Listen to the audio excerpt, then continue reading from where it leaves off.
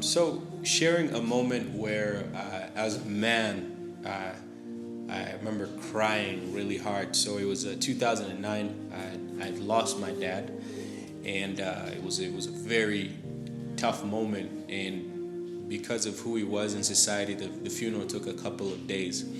And I remember the last thing I ever heard my father say to me was, "Get me a newspaper." I was leaving the house going for church.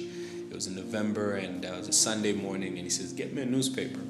And so for the next couple of days we're at the funeral. I don't remember crying till from the hospital till the day of the funeral. And so one moment, and I thought, it was done. I felt like, okay, I can go back to work the following Monday.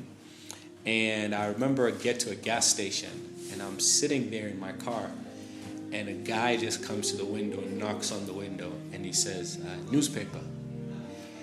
And just hearing those words, I just started crying, and I was literally shaking. I had to call up my sister, Kazi, and I'm like, you know what? I can't move. I need to get out of here, because I never understood. Like, I've heard of panic attacks, but that was like, I never understood. For me, I was like, how is this happening at this moment? So at that moment, I remember that day she allowed me to go to a place and just be able to sit down, and I couldn't work that day, but I found a sense of healing because I also got an opportunity to have a conversation with God about it.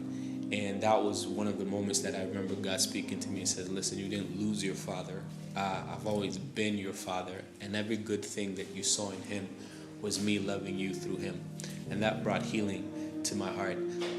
So that I'm knowing that you think, when you think that everything is okay, and then just catches you off guard, and all of a sudden it overwhelms you. It does happen to men.